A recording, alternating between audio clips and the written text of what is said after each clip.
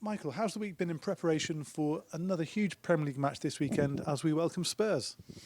Yeah, good week. Really good week actually. I think enough time to recover from the game for the boys that needed to do that and train well, train hard when we've needed to, and hopefully and make small improvements. You know, we're coming from a good place. It was a tough game last weekend, and a game that we knew going into the game was going to be really tough and challenging, and made it a little bit harder towards the end. But I think just on the back of that, I said after the game about late goals like that kind of galvanise even more and give you that extra little spring, and the mood's been really good this week.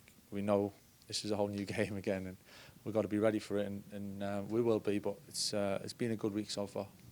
What do you expect from them? They were also involved in a very tough game on Sunday, battling back from 2 down to get a point against City.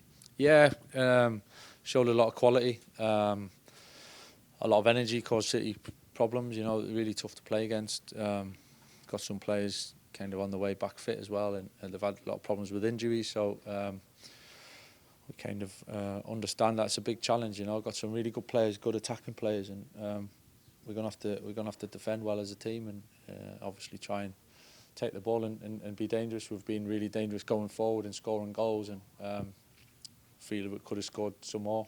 Probably every team feels like that, but we feel we could have scored even more, so that there's a good feeling around the group. How's the squad looking? Any updates on the likes of Mason and Matty de Ligt? Yeah, the boys are getting closer. Mason's closer probably than Matta, but so hopefully, well, it definitely won't be too long for Mason at all, and Matta's making good progress. So yeah, getting there. Patrick a little bit further along than further down the line, but all in all, at the moment, we're not too bad. And we've seen in and around the place how close together the squad is now. Morale seems superb, confidence high, and the way they celebrated together the winning goal against Fulham just goes to show how good that camaraderie is.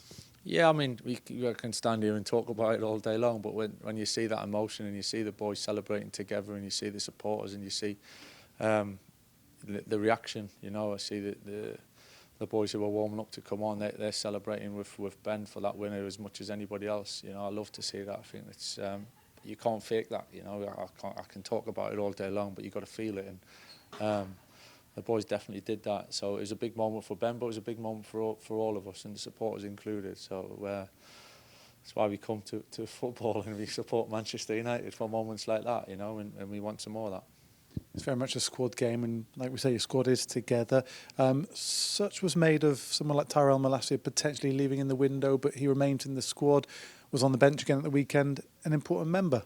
Yeah, of course. All the boys have been, honestly, the boys have been fantastic, and they're all desperate to play, and Ty to be back. He obviously missed a lot of football over recent years, you know, so for him to be back around the group and chomping at the bit to play, you know, it's really important that we've got this strong group, and as strong as we can to take us through the end of the season, and everyone's going to be important in different ways. So, yeah, the squad's settled now. We know what we've got, which is great, and stability is important for us, and keep moving forward.